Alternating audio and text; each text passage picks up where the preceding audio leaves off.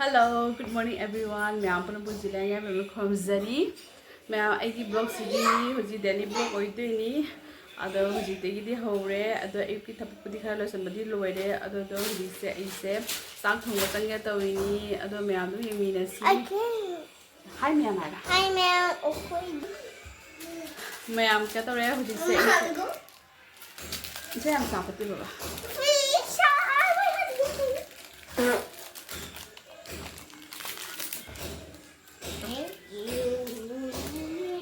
ma'am ऐसे हजिसे को kitchen चंगदोनी चाइसी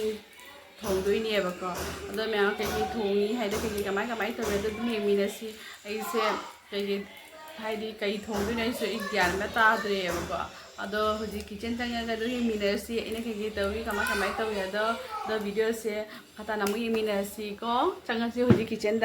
ma'am ऐसे कई कई थोंदोनी ग्यान ताद्रे सिगना हाउस होवी खरा लेरे अदुगेगी सिगने थरोई से तिंगमनेबको थरोई तिंगबे थरोई से खितंग खेना तब वाली करी है हाइदिने कनो पोक्थोकसे को हाइ अमोटपसे दुम थोंगना लेबा अदोदोना ए नसीसे चारोइसे न खले थरोई बुदि खतिंग खना लेबनेबको अदुगेगी सिगना खजिंग खरा लेरे से करी है कुटुम हाइब्रा कनम हाइबनि ngमोय हाइब्रा अदोदोनेबा अतोपा मिक्स नि nga अतोपसु जावेबो अदगी सिगना पान खर लेरे अदो ऐसे कई थोंदुना कई कमाय तौदुना ऐसे ज्ञान तादे अदो दुम कई थोंगे हाइदो दुम येमिनसी नत्रको मैम ऐसे हजिसे केनो तोइबा कई हाय केनो तोगे ना कई केनो ओइ थोंगनी पान के खजिंग ओइना थोंगनी अदुगीदी हाउस सोबी अमा के तोगे फूड के पान के खजिंग ओइना थोंगे कई नाइदी थरोइसे नुंगाय रोएबा करी हाय फजना केनोसे केनो ओइदेबा पोक्थोक्रे हाइदिने फतबसे माइ केनोसे से फजना अमोइना तक्कनी नुआरे फजना नमटिक लंगगा तौबदुना हाविने को चुप्पदको नददी तुका चेबो हंगोइबो होइ अदोदना अदगी एने हजिसे को पान से खोकना लोइरे पान से खोकना चामना लोइरे सिगा लेरे पान से खोकना चामना लोइरे बनेको द पान गई खजिंगा मथोंगे अदगी दी कयाय हाउस ऑब्री से मतलब हाउस ऑब्री हाय मी आइने दिम हाउस ऑब्री हाय को सोब्रीसु हाइनबीको सोब्रीसे मन फुटलगे खितंगमा अदगी खामेनगा बदामगा मंगोगी अदसु याम हावी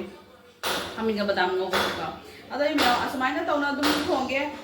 मपान मखोनसे केना तौबरा ए वीडियो कापबो हौरबने थबक सुबईसे नुआइदेबा मखोन तौक तौक तौक मखोनसे मपान मी थबक सुरी हेबनेको अदगी हुजि एनेने सोब्रीसे मनासे को खरा थटलगा केना तौगे तौरमबनी अदो हुजि खरा लौथोगा थटलगा थम्मगे अदो येमीनसी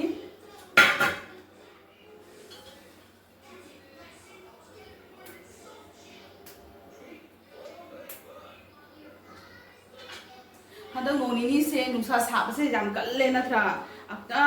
दम कन्ना सागलकपसे ना नुआइ दम ओइरे साबसे ना को हदंग नोनिनी से जाम नुसा सायबने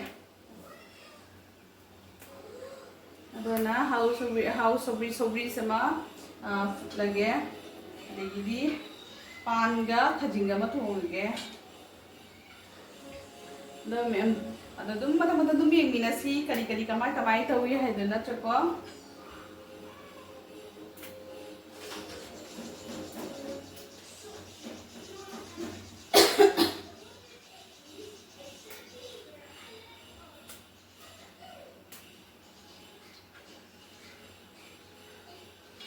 से थदना लोशन थोगे अदो लगे दुम अते मखा के तौबसिंदो दुम येमिनसीबको मैम कना तवा मा थागले तवा से खजिंग तौरगे असिलेना एने कना तौरगे ते पान से नोखटपा हौरगे येमिनसी साइन जलुम से लेरागा जलुम से ना फ्रिज हापचंद्रे तौरो हापचलगे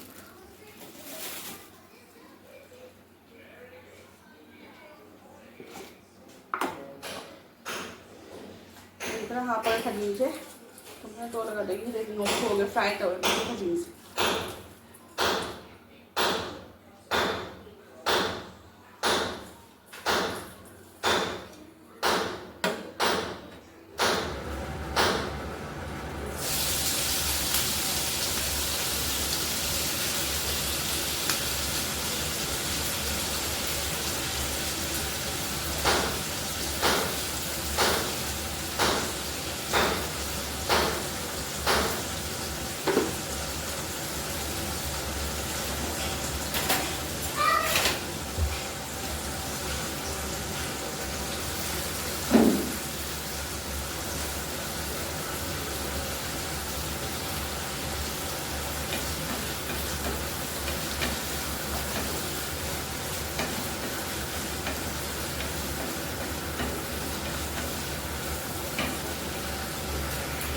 मैं खांग से सारे थाव हैरगे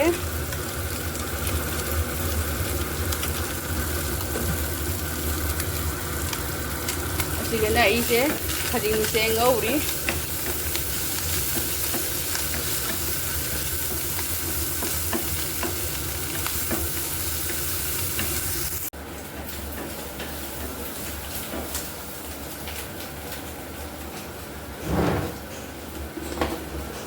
मैं थाव से सारे मेथी पासपोर्ट से को से हापचरगे अभी करी जनम लेने चिलौ से हापगे चिलौ तौर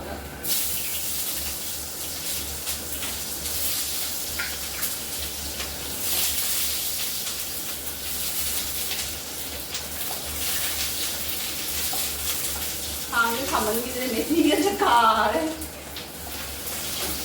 पान चाप लगे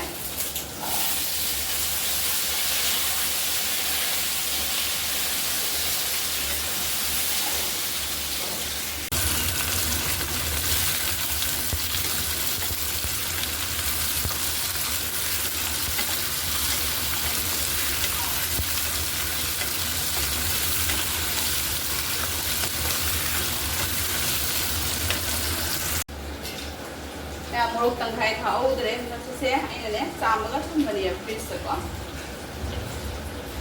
कंटेनर हापचलगा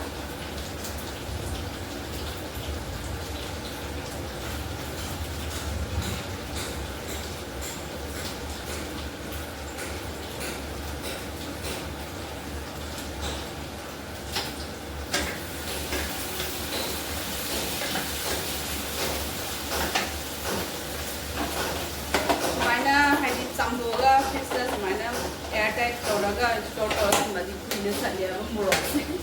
हापचनगे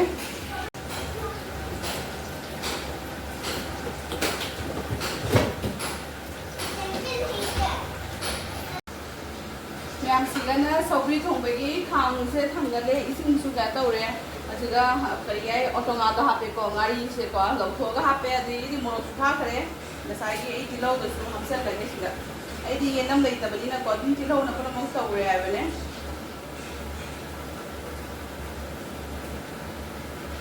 सौरी से होरें क्या तौरगा हाके नसाई खजी ngौबदो को असु खरा हापचलगे हाउनबगी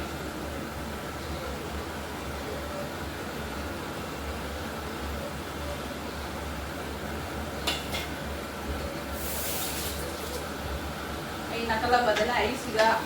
कौरी पान से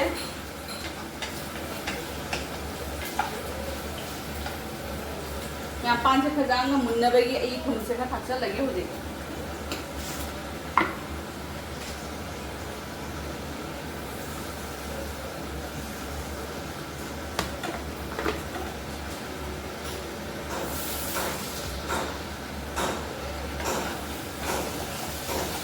मैं पान से खरा मुंझले हूँ मसला से थागा तौरगे हापगे मैम हूँ हल्दी से खरा थाए मचू मोरक खरा थाए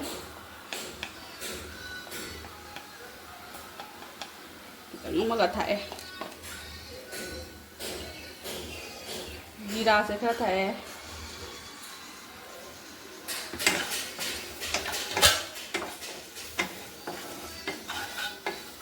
मसला से हाथन ngौरेबको ngौरगदे खजिंग से हापचले पुलपना मसला से चंगनबगी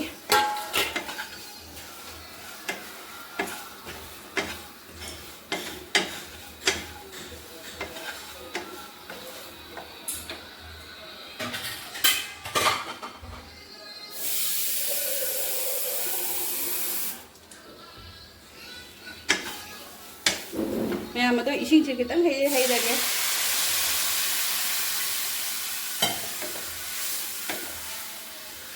मैम इसिंग से खरा हैजल्लेबको इसिंग से खरा हैरगा मसला से कला तौनबगी फजना मिक्स ओइनबगीने क्या तौरे अदो हुजी अइसे सुमाइना क्या तौरगा मई लेथरगा मखुम हुमजला ngahak थम्बनी मई लेथरे स्टोव से मैम हजिक ऐसे मखम खुजला ngak thamani adugi isigana ai sobri gi na isinga nga kanoga khajing adagi ka to bodo adu sumunjale adu hujik aise thumga sobri ga thadarani ma'am आई हजिक sobri se thadarage देदी nga amtang otlage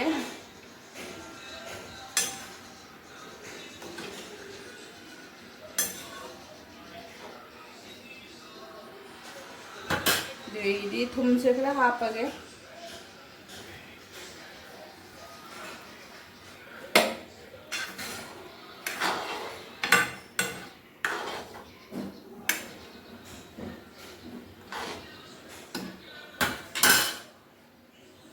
सिगना आई साग थागले अदु से खांग से थागलिबा खांग से थागलगने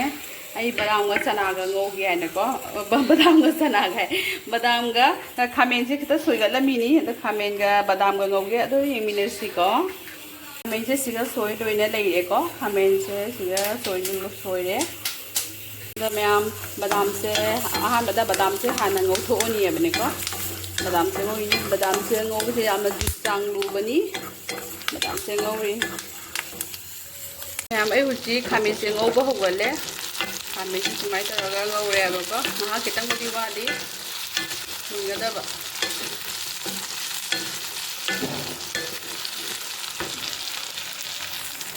सिगा हल्दीगा जीरागा मसूरगा खितंग अमा हापचले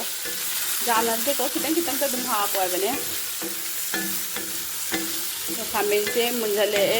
अदो मैं नसाइगी इना बदाम ngौना थंबदो अदो दा हापचन जरनी जी मैम थाई सिगा बदाम ngौना लेबसे अचे सोइना हापनी hi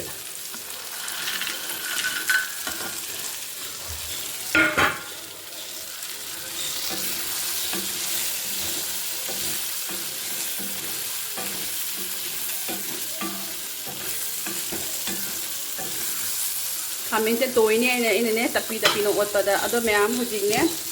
केना तोरनी थुमसु खितंग दाइचलनी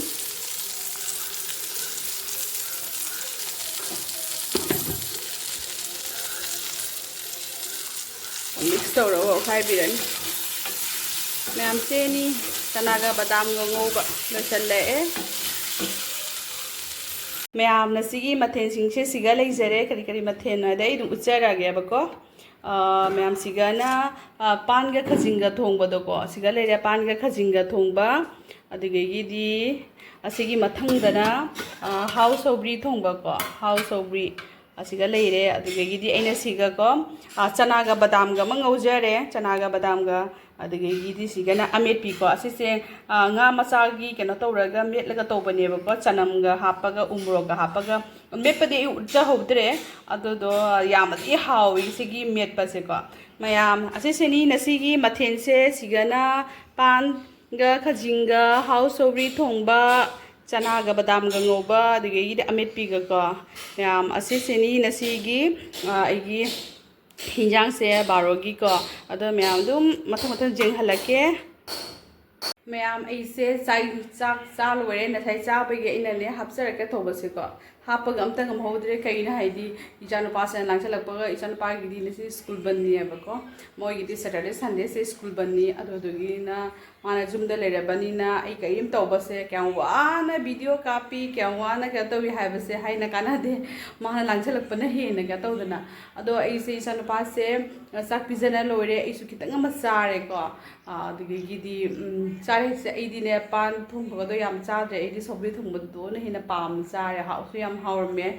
अदुगिदी हुसिक्ति को इचानुपासे हुसिक तुमनबा तौब्रगे अदो नतदि मा खितंग तुमद्रदि होय लाइक पाबसु मंगमोइदमेबा उइदोइनी एमने साना लेरु हाइदिने